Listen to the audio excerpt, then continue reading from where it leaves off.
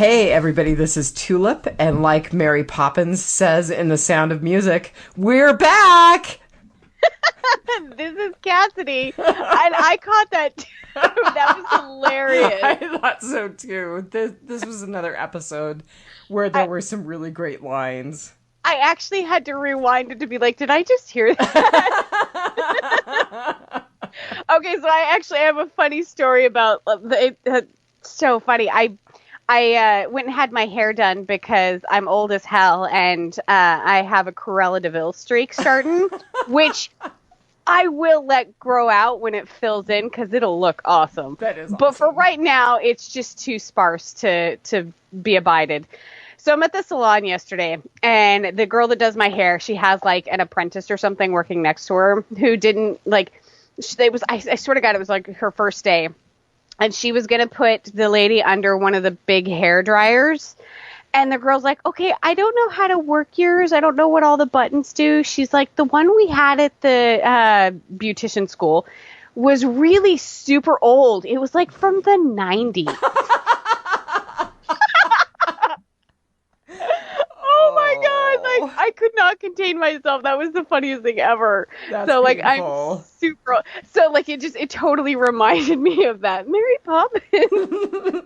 Do you know, I found out today that my medical assistant was born the year that I graduated from nursing school. Oh my goodness. I know. Like in the 90s. Like in the 90s. So everybody, this is the good news, the gospel according to AMC's Preacher. Yes.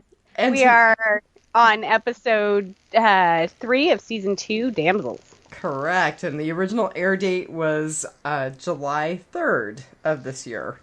So we're still playing catch up. Which was super busy for us. Yeah. Right. I was in Oregon. I had company from other continents. Oh, other continents? Yeah. That's cool. One of the friends is from Nevada and the other one's from Australia. Oh, so. Very cool. Yeah. You were way cooler than me.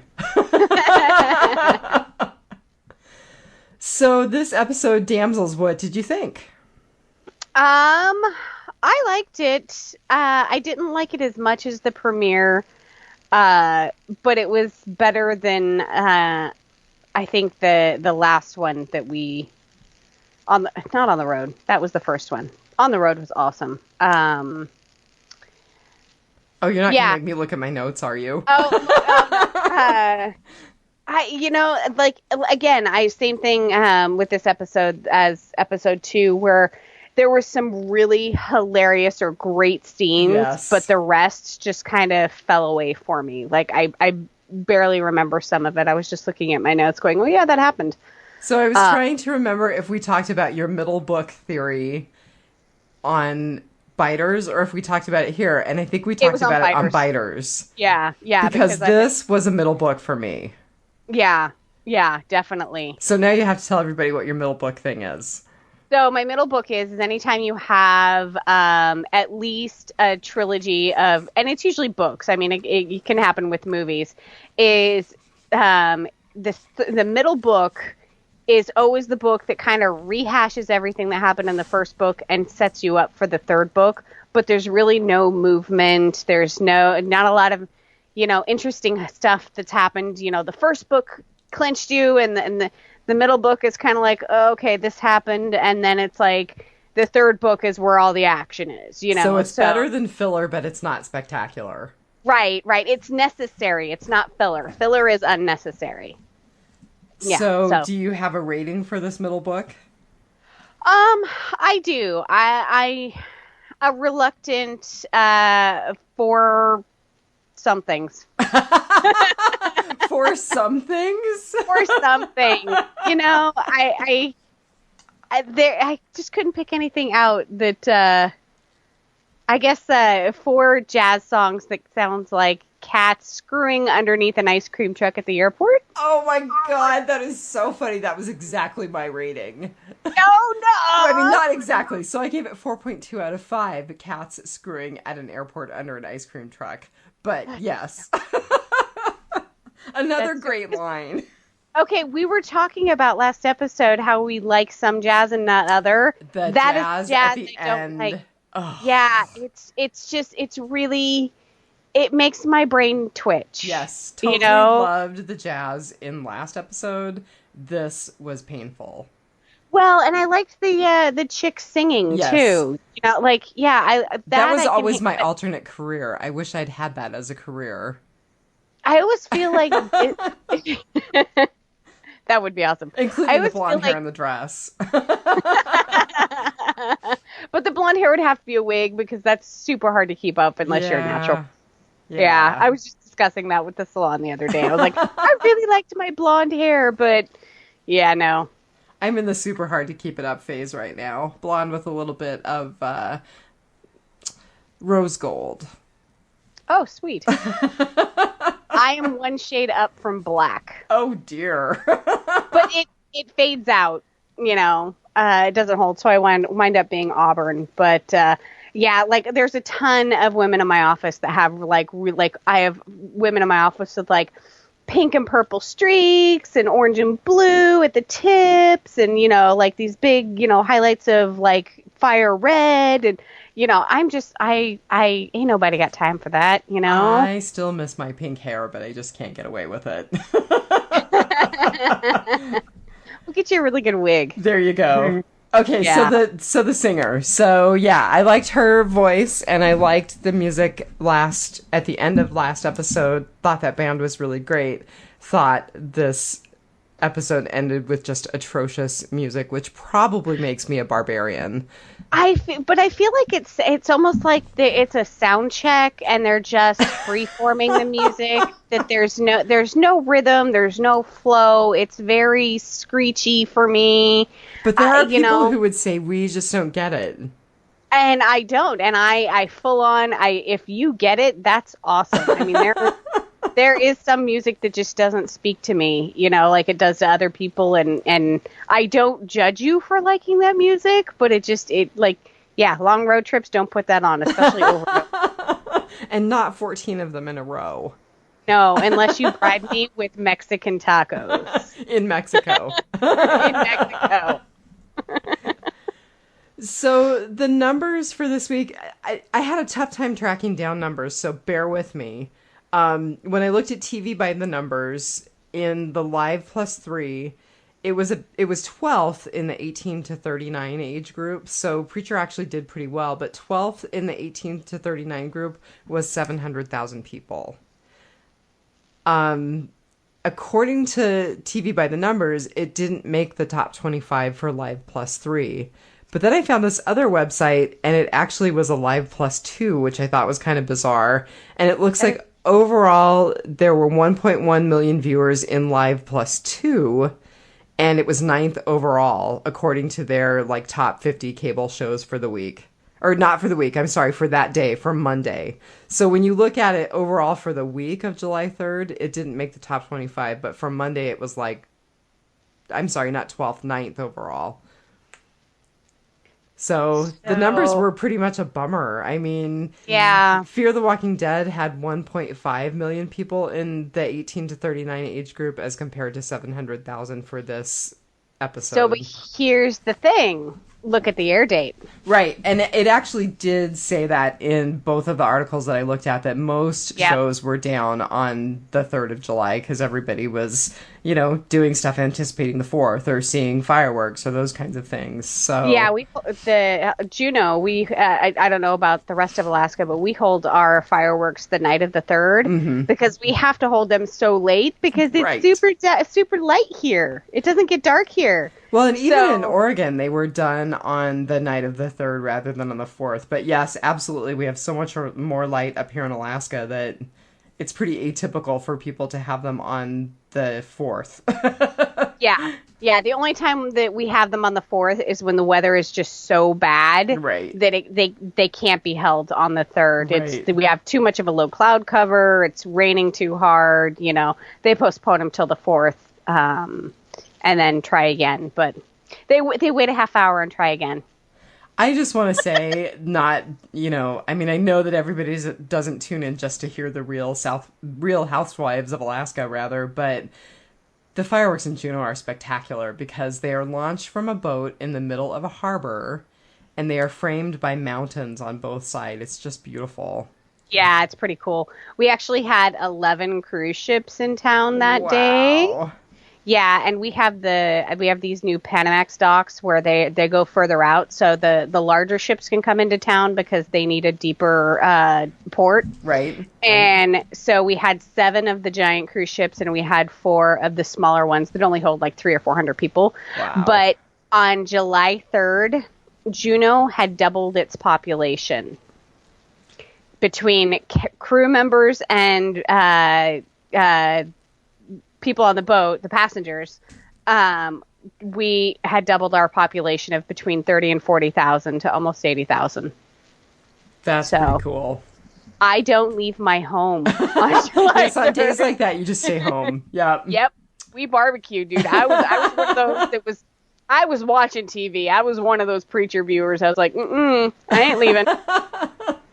I would have watched it, but I was with my in-laws, and I think they would have been like, "What are you doing? And why is this on our television?" That's funny. So, Yeah. Damsels, the title. You know, I think that Tulip was the damsel. I think the singer was a damsel, but they weren't damsels in distress, really. They were both actually really hiding something. Yeah, exactly. Yeah, definitely. I have a hard time ever classifying Tulip as a damsel because she can handle herself, Right. but sometimes she needs help. It's not always physical help. I mean, girl can make a bazooka out of a coffee can. And toy soldiers. Yeah. And toy soldiers. Yeah. So, I think that she actually sought to, have Victor find her. There was no other reason to go out for cigarettes, Do you think she's just bringing it to a head to get it over with? Oh, very good. She wasn't able to get Jesse to avoid New Orleans. Somebody had already seen her, so she's like, she's just gonna make it happen. Yep, let's force this to an end. Yep. So, yeah, I don't really classify her as a damsel, but I think she may need a little rescuing in the next episode. She may. And so the other thing is, I think the singer really faked being a damsel, but she so clearly was not at the end. No. Laura Featherstone. Yeah. That's part of my ugly. Oh, good. Okay, excellent. Not ugly. Not ugly. A good ugly. No. Oh, sorry. This is not Biters. We're not doing Biters. Well, so just real quick into the writer and director. We've actually seen them work together before. Yes. So they worked together on South Will Rise Again and finished the song. Looks like Sarah Goodman has 11, she's the writer, has 11 total credits in Preacher. And she also worked on Gossip Girl, which I've always heard about, but I've never, ever, watched it. Yeah, I haven't either. It just wasn't in my wheelhouse. I do like me some Vampire Diaries and stuff, but Gossip Girl, for me, it was like a young Sex and the City. It didn't resonate with me, so not one I watched. But I do know how it ends. I've managed to avoid finding out how Lost ends because I can't get beyond season 5. But I know how Gossip Girl ends, so. Okay, that's funny. Yeah. And I have to admit, I never watched the end of Lost either, which probably makes me a really bad person and an even worse podcaster. But I have restarted it 3 times. I get to season 5, and I'm like, yeah, I'll watch it. No, I never do. And then years later, I'm like, oh, now I have to restart it. So I would rather rewatch Breaking Bad than try to watch Lost again. Yeah. That's kind of where my energy's at. And now we're probably going to get hate mail if anyone is even listening. So when we go to hell, it's just going to be us getting to season 5 of Lost. And no, it's going to be us watching the first 3 episodes of Lost over and over. We're not even going to make it to season 5. Let's see. So the director, Michael Slovis, this guy's got chops, and we've talked about him before. But in addition to 4 episodes of Preacher, thus far, I think he'll probably have more this season. He worked on 2 episodes of Walking Dead, Thank You, which is the one where Nicholas killed himself, and Something They Need, which was in season 7, and I didn't tease out exactly which episode it was in season 7. He's got Better Call. I can't talk tonight. He's got Better Call Saul credits, Breaking Bad credits, Game of Thrones, The Man in the High Castle, Hell on Wheels. He's got lots of cool stuff in his background. Fringe. I love Fringe. I haven't seen it. Yeah, if you like X-File type stuff, Oh, Fringe. I do. You know I do. Yeah, yeah, and it also had Leonard Nimoy in it. Oh, Yeah, I miss Spock. that was one of his last, I think, acting gigs before he died. He did a couple of some small parts in the movies after that, but yeah. I'm putting it in my notes. I'll have to watch it at some point. Yeah, it's a pretty awesome series. I'm so bad. I have notes and notes and notes of things to read and watch, and yeah. Do I ever get to them?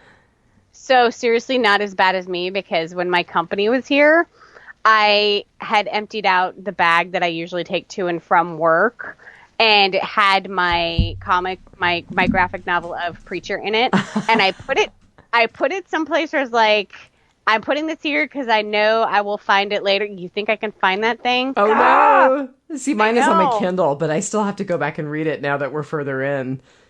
Yeah, I had a hard time trying to read graphic novels on a device because the storyboards just looked really small for me. Oh, so, you can make it so that it will show you one scene at a time. Yeah. Okay. Maybe it's just because I tried. I tried to read Sandman on Kindle. I did read the first 20 pages or whatever, and it was super tiny. I was like, this is like trying to read a Bazooka Joe rapper. It's not working. It's worth having Sandman on paper anyway. Yeah, definitely. Yeah. So I ordered it from my local bookstore. Excellent. Trying to support my local bookstore instead of Amazon so much. Oh my God, we don't even have one. We have we technically have 3. We have 2 that are the same, owned by the same people, and then we have a used bookstore. Oh, very good. So, yeah. Yeah, Juneau's a cool place. So I made our featured cast. I actually made her the singer. So the singer was played by an actress named Julianne Emery, who is not a Brit, which I felt like was a big deal. She was actually born in Tennessee. And this is really funny. So she is the child of a dairy farmer and a computer analyst. Wow, where the heck did they meet? Right? It looks like she has a pretty solid theater career, and she has real diversity. She has parts credited for Annie, A Funny Thing Happened on the Way to the Forum, Twelfth Night. So she's got some pretty broad acting experience, but it looks like this is the first TV or film that she's done. I mean, it was a pretty sketchy IMDb, so there may be more stuff out there that people just haven't added to, but there was not a lot about her. I just thought that she was interesting, and I enjoyed her as the singer. And interestingly enough, I think that Laura Featherstone actually looks the way that Tulip was portrayed in the graphic novel. Oh, yeah. Because Tulip was a white blonde chick in the graphic novel, so... That's right. I really love the departure that they've taken with Ruth Negga. I'm excited as you can be about that, but I thought it was kind of almost a callback to Tulip as she was in the book. Yeah, I think I actually, and it's funny because now reading the graphic novel, having watched the TV show first, normally it goes the other way, where you have a hard time wrapping your head around a character that's so portrayed so differently or looks so much different than the source material. And I'm doing that backwards. Like I look at the graphic novel and I'm like, who's the blonde chick? Oh yeah. Right. But the personality is so much the same that for me the departure look doesn't matter on screen. Like the soul of Tulip is there. Yeah, I really love the actress that they've chosen to play Tulip, and I just think she's great. I think I almost would have been disappointed and not nearly as enamored with her if they had chosen to portray her the way that she is in the graphic novel. Yeah. Okay, Yeah, we're well, now it getting looks like serenaded by my Great Pyrenees. Sorry. I'm alone tonight, so we have vocals in the background. Diane and I had this like 10-minute discussion before we started podcasting about whether or not the dogs were going to be in the room or out of the room. And because it was like she was on like the third time having to yell at one of them, like, "What is in your mouth?" Which, by the way, it was a rock. He likes to eat rocks. Oh no. Yeah. So she's like, "Okay, I'm going to put him out." And so she puts him out. So you can't win for losing. Right, exactly. But it looks like Julianne Emery was also she was on Better Call Saul. Oh, So which would be interesting because that would kind of be a connection with Michael Slovis, the director. yeah, so she is in the AMC universe. So Oh, very that kind of good. makes sense. Yeah. It does. I don't know what IMDb profile you were looking at. Like, she's got a ton of stuff. I think I'm completely stupid because I click on the bio for IMDb and I don't get nearly as much information as you do. So I think it's user error. I think it's me. I'm looking at like her filmography, and she's in like Major Crimes and The Riches. That was a good show. Like she was in a bunch of episodes of ER. She was in like 12 episodes of ER. Yeah, now I'm feeling pretty dumb. Looks like her acting career goes back to 2002. She started on the Drew Carey Show. Oh, that's funny. I love that. I love that show. But yeah, she's got a lot of like one-offs. She was on one episode of Dexter, one episode of House, one episode of Terminator: The Sarah Connor Connor Chronicles.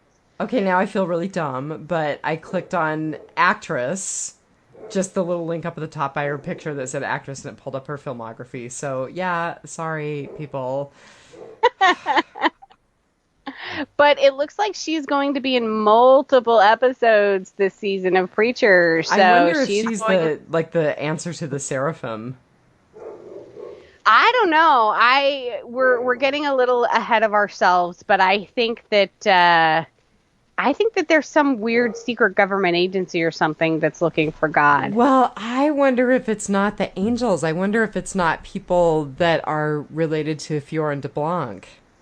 Yeah. I don't know. Yeah. I mean, that's definitely... So let's just launch into the gospel, the good news, because that was part of my good. Really? I figured you and I would have the exact same good. So I had a couple of goods. So one was really simple. It was just that there were really freaking hilarious visuals in this episode. Like, the Dalmatian cracked me up.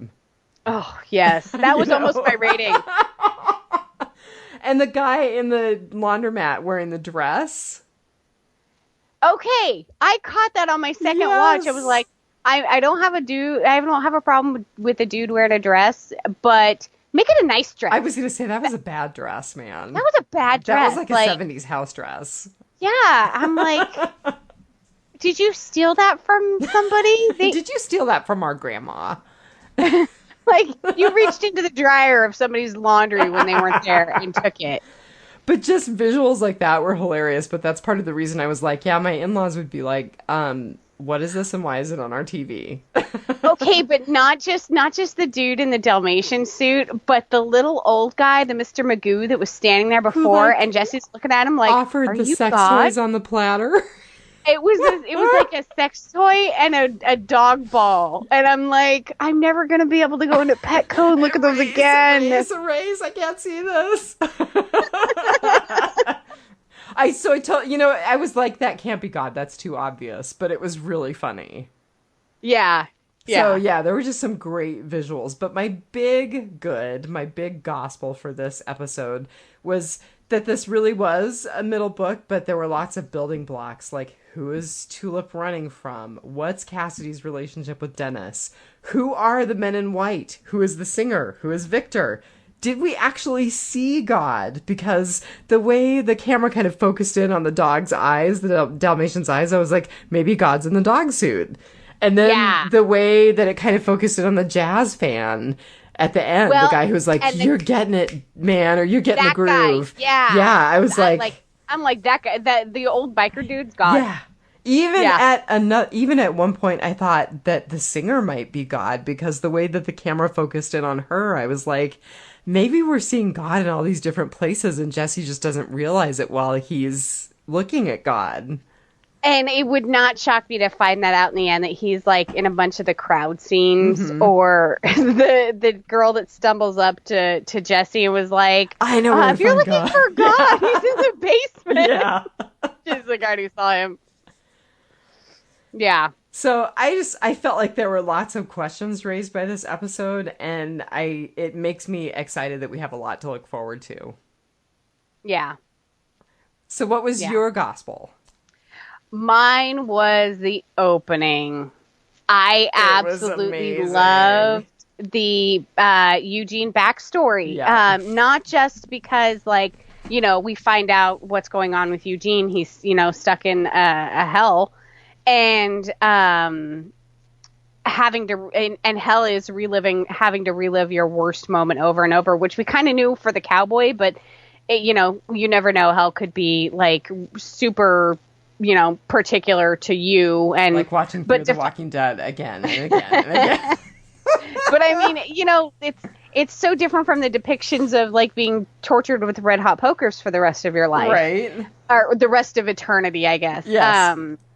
But also to find out that Eugene it wasn't like a murder suicide. I mean, yes, he was rebuffed by Tracy, but he didn't kill her and himself because he was rebuffed. He did it because she had, you know, basically killed herself at that point, and he was kind of trapped and he didn't know what to do, and so he's like, well, I'm screwed anyway, so I'm just gonna pull this trigger, you know. So it really wasn't what we thought, because of what everyone else had, you know, kind of portrayed him, you know, that we thought it because everyone else thought it. So your gospel, I'm just going to say it was my revelation, like my big bad reveal for the episode.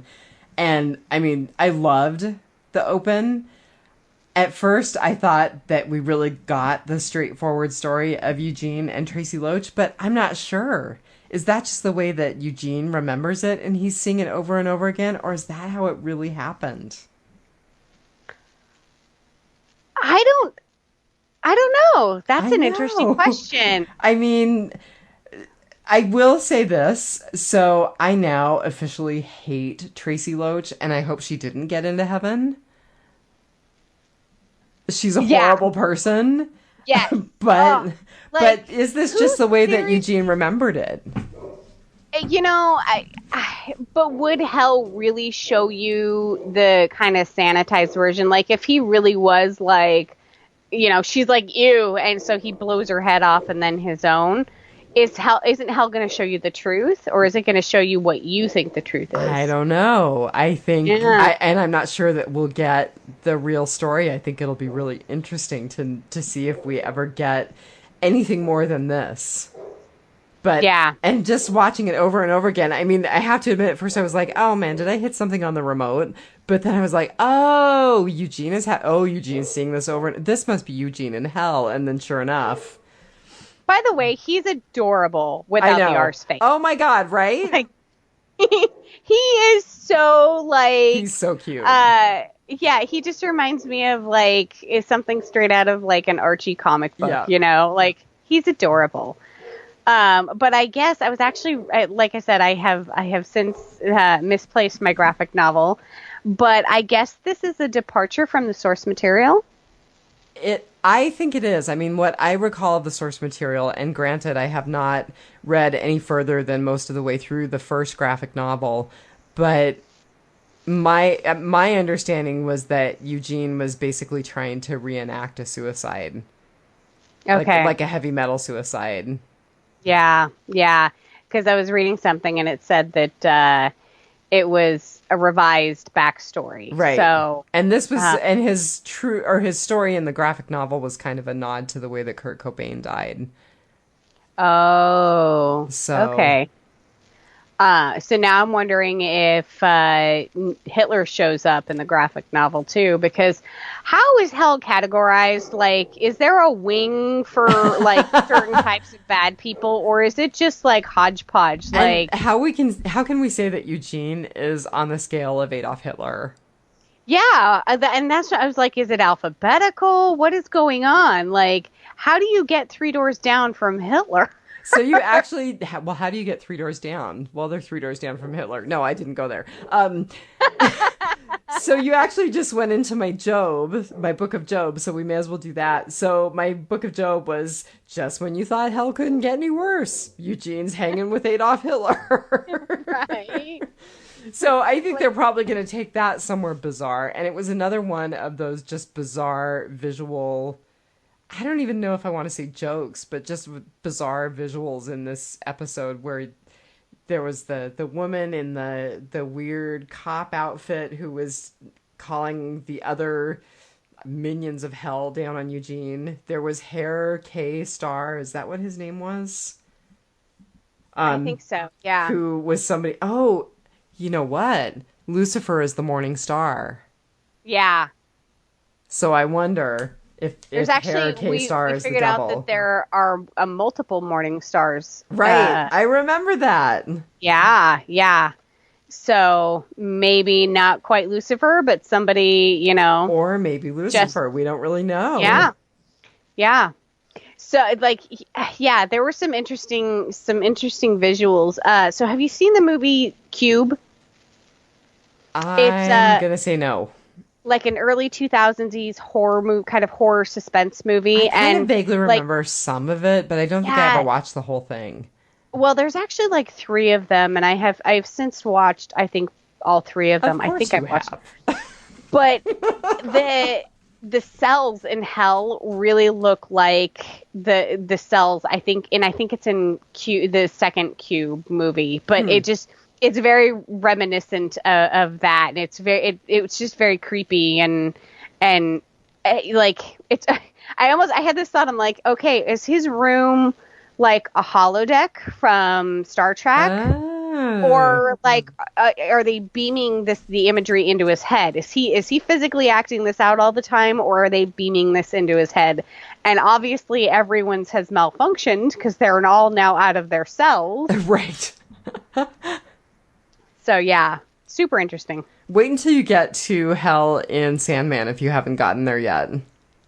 I haven't. No. Okay, I'm just gonna leave it there. And if anyone's listening, and if you're interested in Neil Gaiman, I highly recommend reading the Sandman graphic novels. And we'll just leave it there.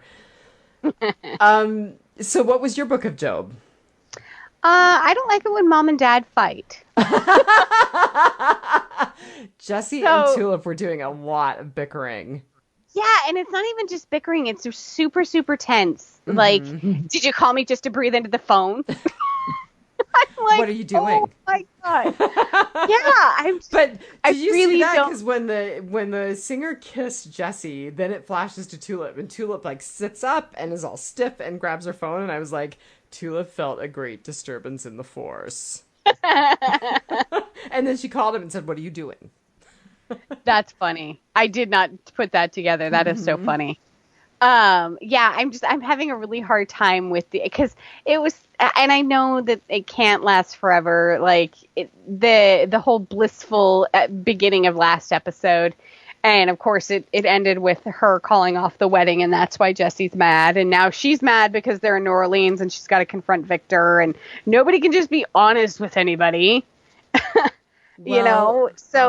So I think that the tension and the bickering, though, comes from a couple of different places. I think it's her being tense about whatever she's hiding. But then I also think it's just her trying to divert Jesse from going to New Orleans. Like when they were in the car bickering. Yeah. I mean, she's totally trying to get him not to go to New Orleans. And do you not see Cassidy as like a little kid trying to make everybody feel better and being all light and happy? I do, but the other thing that's really funny is if you look at the way that all three of our main characters are depicted in this episode, They all look like kids at certain points. Like, I looked at Tulip when she was kind of looking up from underneath her eyes. I'm not explaining that very well, but she was kind of looking up Yeah. at Jessie, and she totally looked like a pouty little girl. And the Well, and when scene, she wears her hoodie, she seems like an angsty teenager. and the scene where Jesse was in the bar right before he met the singer, he looked really young. He looked like a kid. So I just felt like there was almost an attempt to make them all seem younger and maybe a little more innocent than they actually are. Yeah. Isn't there a name for New Orleans? Nola. There's no, like I guess Las Vegas is Sin City. The Big Easy. The Big Easy. Yeah. There we go. Yeah. Okay. Yeah. Okay. I was trying to connect that somehow with them being more innocent than the revelers in New Orleans. They certainly there were moments where they looked it, and I felt like it was intentional. Yeah. Yeah. But I'm having a hard time with everything that's going on, having those two having a rift between them. I mean, it was hard enough with last episode with poor Cassidy having to listen to the banging headboard. Like, he's a multi-century vampire, and he's so heartbroken over Tulip, and now Jesse's being a dick to. I'm like, Tulip should just go and have sex with Cassidy again. Tulip is pretty amazing. She is. So. She is. What was your revelation? I've already told you mine, which was your gospel, just the whole Eugene, Tracy Loach, Eugene in Hell thing. What was yours? I'm really upset at Jesse, and I'm upset at Jesse this whole episode, for being fooled by Laura Featherstone. Like, I feel like he should be catching. Maybe he's too hyper focused on his search for God, but I think he should have caught on to the damsel, because she totally, when they met, she had, gave that guy that quiz. Right. And that was really funny, by the way. I was like, what is the capital of Florida? Okay. I'm a total dope when it comes to capitals. But I was like, no, he's right. That's what I was thinking, too. And then I was like, I've got to Google it. And then when she was like, well, he seemed unsure.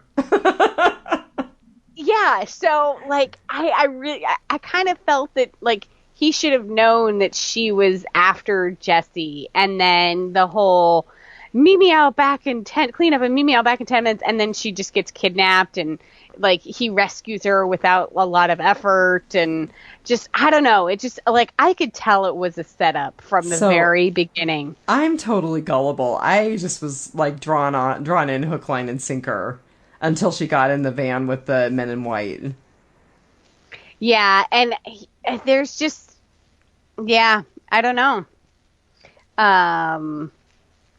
You're just mad at Jesse because he's fighting with Tulip. I am. But I have this thing where I'm like, oh God, yeah, you guys, like, you go blind when you see a blonde hair and a pair of boobs, like. That sounds like an Abrahamism almost. But no, I mean, I do kind of have to forgive him because he is so hyper-focused about his mission right now. And, he's got on a lot on his mind because he was just left at the altar. And I'm like, have a little sympathy for him, Marnell. Well, and he did crack me up. I mean, when they kind of had him over and over kind of walking through New Orleans going, excuse me, looking for God. Excuse me, looking for God. That was funny. There were definitely, again, in this episode, some laugh out loud moments, and I really appreciated that. Yeah, there definitely were. So what was yours? So mine was the big reveal with Eugene and Tracy. Oh, that's right. Yeah, so that's right. We're charging out of our 3 breakdowns and headed for the word, just kind of a general discussion of the episode. Okay, my big thing is, who's Dennis? Well, and that was one of my questions earlier when we were talking, was what is Cassidy's relationship to Dennis? Is Dennis a vampire? Well, that was one of my questions, and he said something like, we go way back, or something like that. Maybe he's a Renfield. Yeah. Yeah. Because, I got this feeling that Dennis is a vampire. Yeah, I don't know. I mean, I also was like, is Dennis Greg Nicotero with short hair? Did Greg Nicotero cut his hair and do a cameo in Preacher? Funny. Yeah, and he's letting them stay there, but he also just really does not seem to be very happy with Cassidy. Right. I mean, Tulip even said it, and I think he hates Cassidy. Yeah. Yeah. So that's interesting. Well, and I think it goes back to there's just a lot of building blocks in this episode and a lot of unanswered questions. Right. So this made me think of you because you were so good about watching the sign at the church last season. So twice now we've had signs that I think are the new church signs, but I think they're just going to show up randomly. I noted it in the premiere and I didn't mention it when we were talking about it. Of course, now I don't have my notes in front of me, but this one was the "You are now leaving Texas" sign. Texas. You're lost, dipshit. Yeah. That was really funny. And I kind of feel like that's funny. going to be the new church sign. We're just going to see things like that. Yeah, and the other one that I kind of snickered at was with a club that the dog was in. The kitty cat, right? The kitty cat club. Yeah. I'm like, why do they call it like why not a guy in a cat suit? We have a couple of very proud furries that go out in town a lot. Oh, really? Oh, how interesting. So yeah, if you're out on a Friday or Saturday night and you go into a bar in Juneau, do not be surprised if there is a giant pink fox sitting at the bar. Oh my god, that is so funny. Okay, speaking of with an extra long straw. Speaking of pink get-ups, I would like to see you in that pink get-up we saw in the New Orleans footage. Pink get-up. Oh, now you're gonna have to go back and watch. It was just a little risque pink outfit. Oh, it kind of looked like the almost like it was stripy, like the Cheshire Cat. No, like, no. It was more like fringy, like a backup go-go dancer in the 60s with a lot of skin. I don't know if I'd show a lot of skin, but I do like me some fringe.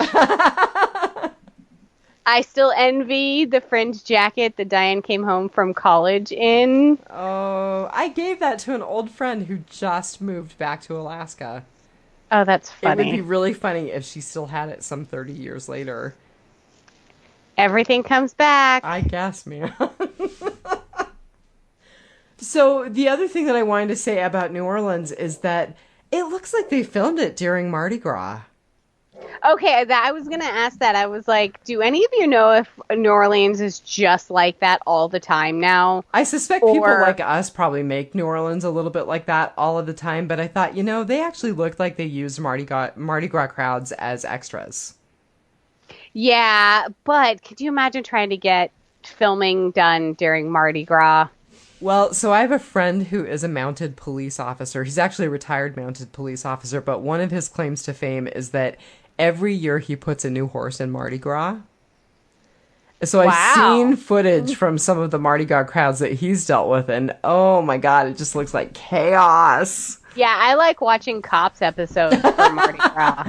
So seriously, in my other life, if I'm not a lounge singer like Laura Featherstone, I would like to be a mounted police officer in New Orleans, grabbing people by their collars and dragging them out of the crowd on horseback. So here's the thing. I would still love to go to Mardi Gras. I would love to go to New Orleans at any point and see the French Quarter and Bourbon Street and all that kind of cool stuff, all the touristy stuff. But if anything, this past month of having friends fly in and visit and going out to bars has taught me is that I'm so over that. I can't handle like drunk, pukey, stupid people. And like I have friends who are bartenders and bouncers and stuff. I'm like, how are you still doing this? Yeah, don't go to New Orleans during Mardi Gras then. Because I think it's pretty much just drunk, outrageous people. Yeah. I'm becoming like an old fuddy-duddy.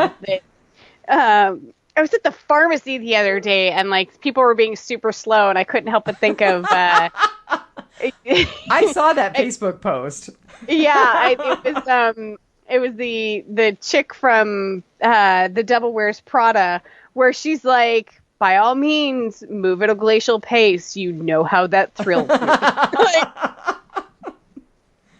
I'm such an old grouch, but I did keep up with my friends like the first week, and I wound up being one of those stupid drunk pukey people. Nice. And then the next week I was the designated driver. I was trying to give my liver a break, and yeah, I was just being the sober one. I was like, this is stupid. I'm just going to be the designated haul you out from the back of a horse person. Don't vomit on my horse. Right. So I felt like the lesson of the Dalmatian suit was don't go looking for God in New Orleans. Well, or maybe go looking for God depending on what you want. I was going to say, you were talking about how they kind of focused in on the dog's eye, which, by the way, those hyper-realistic masks are super duper expensive. Oh, really? Which is borne out by the prices that they were charging. Were you listening? Yes. $1,800 to watch. Oh, no, I think it was 18,000. Was it 1,800 or was it 18,000? 1,800 to watch, 4,000 to participate, okay. 12,000 for doggy style. Okay. Yeah. 12,000. No, I'm like, I'm pretty sure I can find somebody on Craigslist that'll do it for $8. Like, oh my God. 12,000. I better get to neuter that guy for $12,000. That's awesome.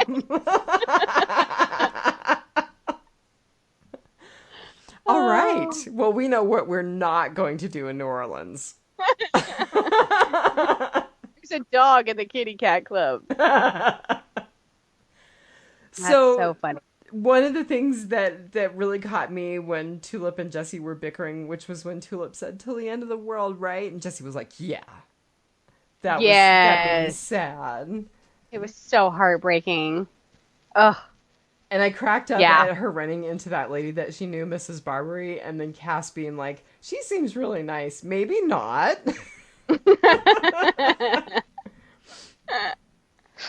Yeah. So there were a ton of numbers this episode. Oh, I missed all the numbers. So did you find anything pertinent? So I did on a few. There was a lot of numbers. So I started out with Eugene's basically prisoner number. Oh, God, I totally missed that. I'm so glad you have the numerology section.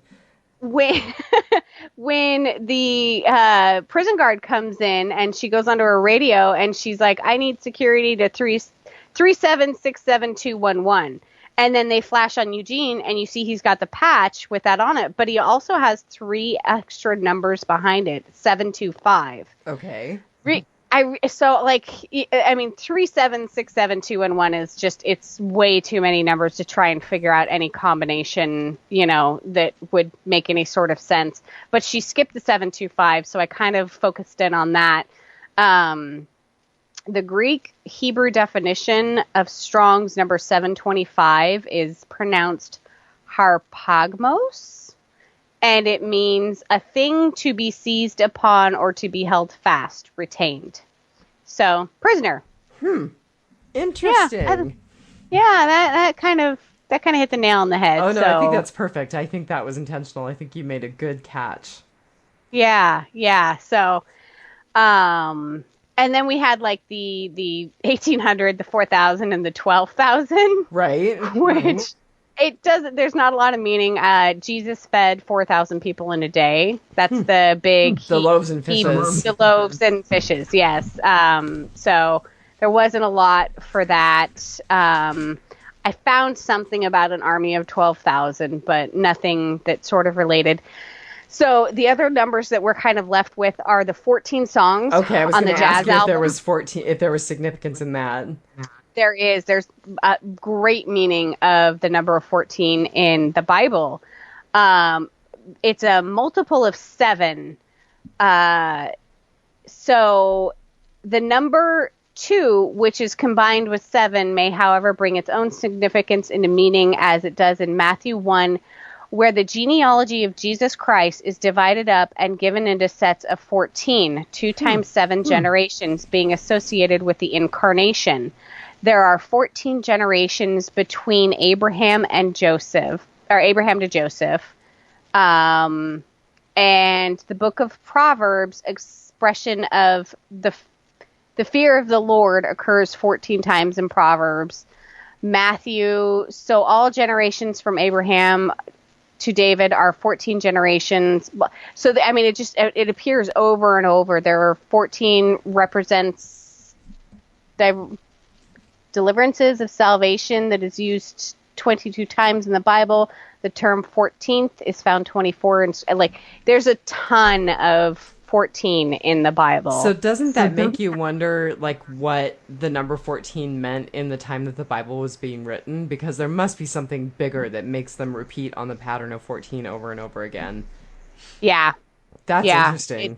It very much has different, a definite meaning. And they made sure to linger on the CD case of the jazz band, and it had it was very prominent. 14 songs. Well, and Jesse found it again as an album at the singer's house. I missed that. When he was going through vinyl, he found it as a record album. Okay.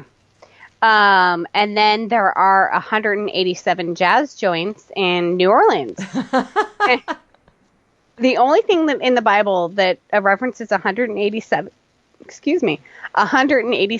is I'm going to butcher this. Methuselah, you got it. Okay. Lived 187 years and became the father of Lamech.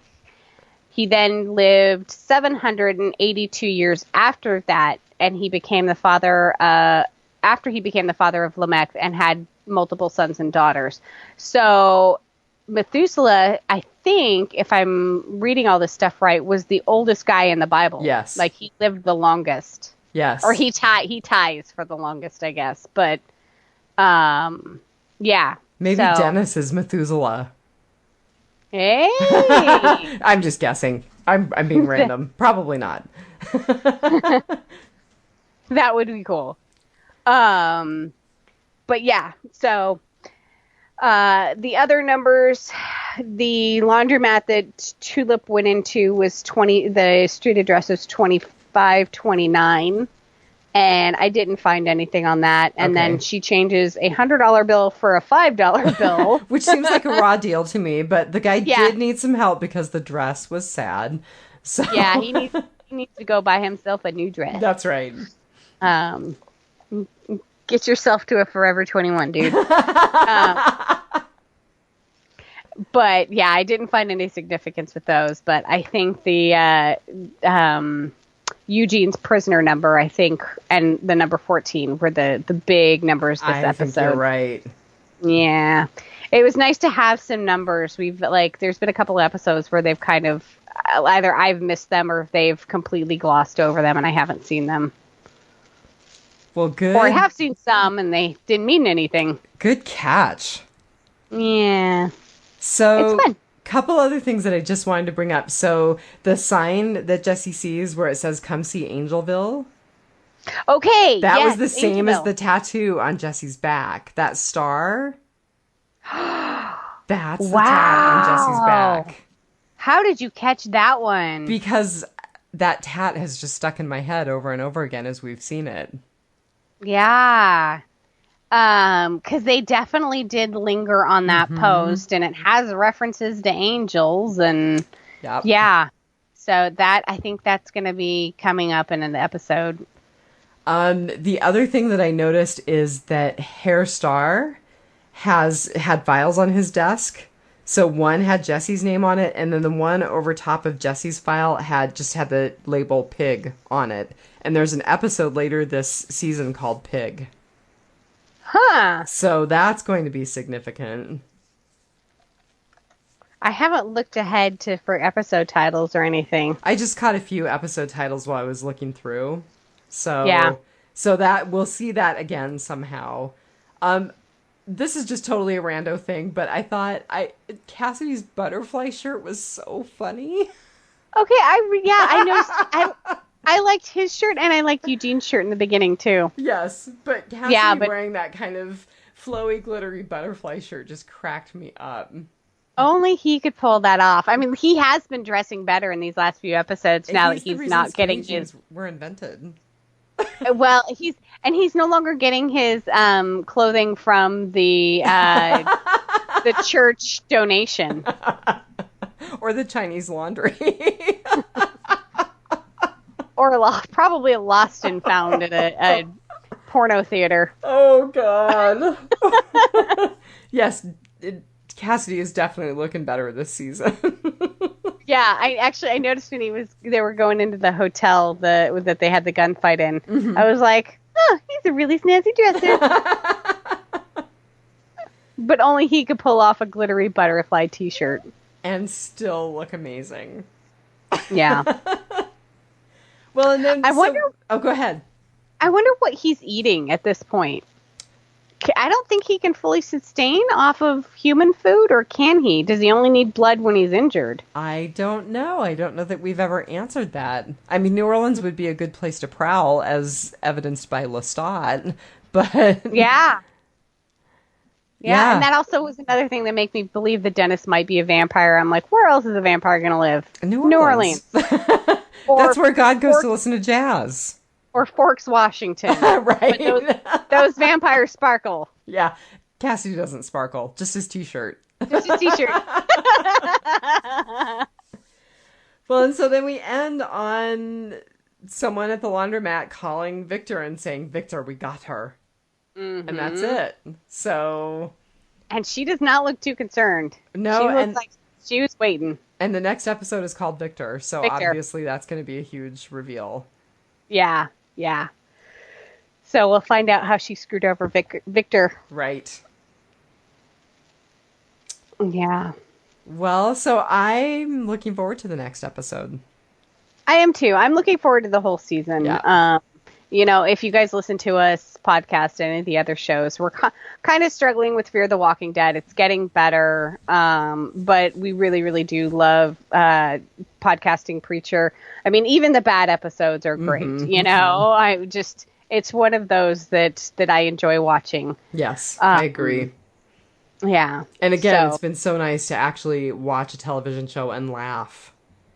Yes, actually. That hasn't happened in a while.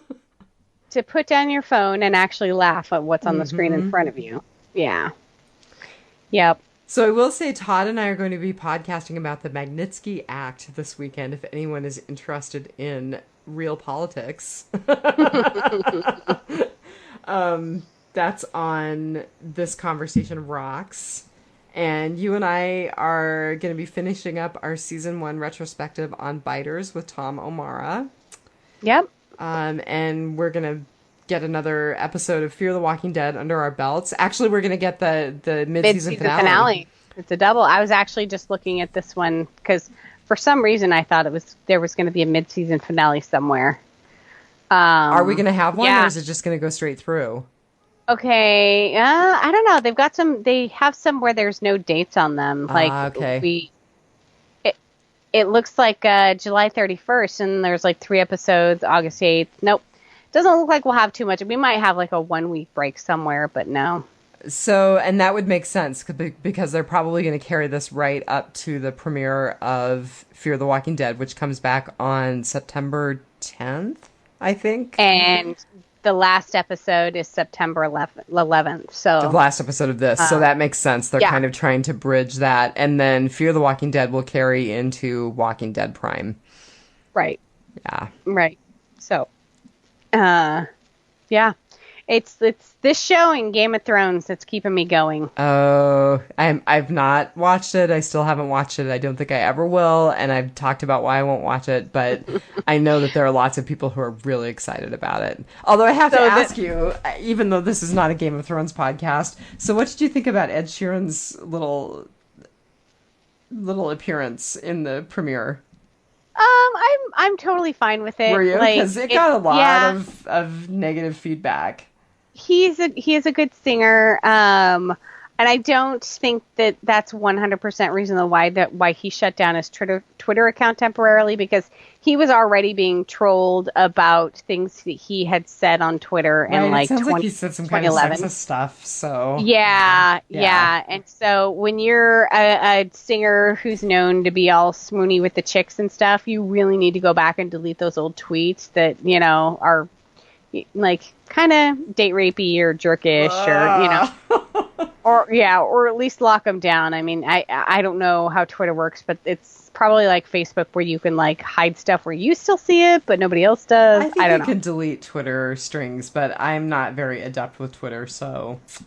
Yeah, but it was funny, the beginning hell scene with Eugene, where he keeps going over it and over it and over it and over. There's this scene in the premiere of Game of Thrones, where Sam, he's kind of, I want to call him kind of a squire type guy, but he's from a noble family. He's just sort of like they're like, oh yeah, that's our son, like they're not very proud of him. He and one of the wildling girls that he kind of took under his wing are at this massive library, and he's become like basically this servant in the library in order to gain knowledge and try and help Jon Snow in his efforts by learning where they can get how to defeat dragons, where there's dragon glass, and blah blah blah. And there is this. It goes on way too long of him cleaning bedpans and then serving stew, and cleaning bedpans and serving stew, and cleaning bedpans and I'm like, oh my God, Sam is in hell. I was like, it was like, okay, like the third time, because the bedpans kind of look like the cast iron things they serve the stew in. After about the third time, I'm like, we got it, and it went on and on. And I'm not squeamish, and I put my hand up to the screen, and I was like, no, I can't watch this. Like, they're probably going to put something really important in the middle of this montage that I'm going to miss, because this is just, I mean, it went on for there was probably 25 rotations of bedpans and stew, and I'm like, stop it! I will say human feces are my kryptonite. Yeah. But it sort of made me think of Eugene's hell. I was like, yeah, that's a hell right there. Watching serving it going in and then having to clean it coming back out and then going back and yeah, I was just like, no, that's hell right there. That's okay. On that note, I'm a little nauseated, so maybe it's time to wrap it up. So, listeners, write in. Tell us what you would hate to repeat over and over in hell. I mean, Justin Bieber songs, this last election cycle. There is a lot of source material to work here. Let us know what hell over and over. Maybe it's listening to me. Maybe it's my voice. But I'm definitely going to put that question on Facebook page. Not the listening to you part, but the what do you think hell is? What is hell for you? Yeah. Yeah. Well, on that note... Till the end of the world, Tulip. Till the end of the world. Good night, everybody. Guys.